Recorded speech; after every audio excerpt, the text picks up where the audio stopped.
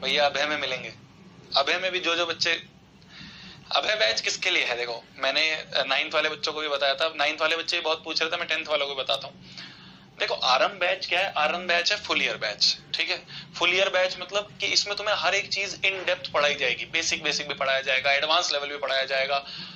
ऐसी चीजें भी पढ़ाई जाएंगी जो शायद एग्जाम पॉइंट ऑफ व्यू से जरूरी नहीं है पर सिलेबस में, ऐसी चीजें भी पढ़ाई जाएंगी जो एग्जाम पॉइंट ऑफ व्यू से जरूरी है। तो हर एक चीज इन डेप्थ पढ़ाई जाती है। मतलब यहाँ पे अगर आपको 4 लेक्चर लिए जा रहे हैं स्टैटिस्टिक्स में, तो अभय बैच में इतने नहीं लिए जाते। अभय बैच में वो पढ़ाया जाता है जो एग्जाम में सबसे ज्यादा प्रोबेबिलिटी रखता है आने की, जो एग्जाम में आना होता है वो अभय बैच में पढ़ाया जाता है। तो भैया क्या आरंभ में आपने वो नहीं पढ़ाया जो एग्जाम में आना है? पढ़ाया है,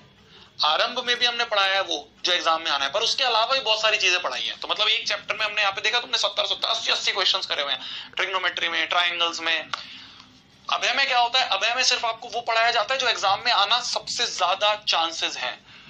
तो अभय बैच एक तरह से उन बच्चों के लिए बैच है जिनको ये लगता है कि यार पूरे साल, यार मान लो बहुत सारे चैप्टर्स बैकलॉग हैं, अगर तुमने आरंभ बैच में हो और आरंभ बैच तुमने एक एक चैप्टर, एक एक लेक्चर, एक एक डीपीपी, एक एक होमवर्क अच्छे से करा है, तुमने हर एक चीज बिल्कुल, तुम ये बोल सकते हो कि भाई जो शोभित भैया रोज आते थे या प्रशांत भैया रोज आते थे, दिगराज सर रोज आते थे, शुरू से लेके एंड तक रोज हमने साथ में बैठ के मेहनत करी है आरंभ बैच में, एक एक चैप्टर पढ़ा है, एक एक डीपीपी करी है, एक एक नोट्स अच्छे से रिवाइज्ड है, तुम्हें कोई तुम्हारा बैकलॉग नहीं है, कोई तुमने चैप्टर छोड़ा नहीं है। अगर ऐसी चीज है तो तुम अभय मत लेना, क्योंकि तुमने ऑलरेडी हर एक चीज पढ़ रखी है, एक एक चीज को अच्छे से पढ़ा हुआ है, एक एक चैप्टर को अच्छे से पढ़ा हुआ है।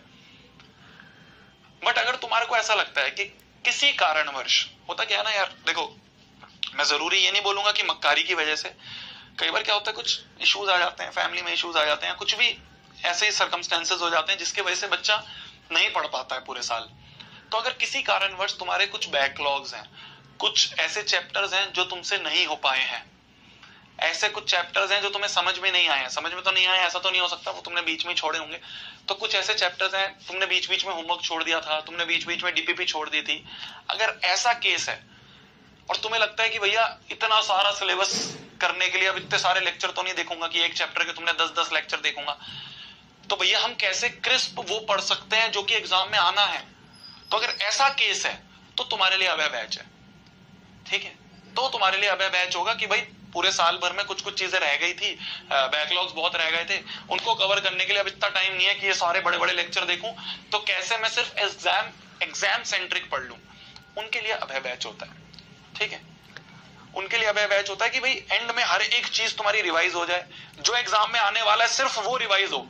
इसमें तो क्या है, हम वो भी पढ़ाते हैं जो एग्जाम में आ रहा है, वो भी पढ़ाते हैं जो बेसिक है, हम वो भी पढ़ाते हैं जो शायद एग्जाम में नहीं आ रहा है, बहुत हाई लेवल क्वेश्चंस भी करवाते हैं।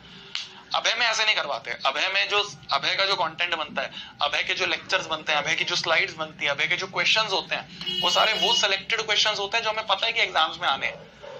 वो हम करवाते हैं अभय बैच में, है ना। तो उन बच्चों के लिए होता है जिनका बैकलॉग बचे हुए हैं, जिन्होंने देखा है कि यार मैंने पूरे साल भर इतना अच्छा इनपुट नहीं दिया, अपना मैक्सिमम नहीं दिया, अब मैं आखिरी में क्या एक चीज यूज कर सकता हूं, कोई एक ऐसा व्यक्ति मिल जाए, कोई ऐसे लोग मिल जाए जो बिल्कुल एंड पॉइंट पे हमें आके, वो अभय बैच काम करता है।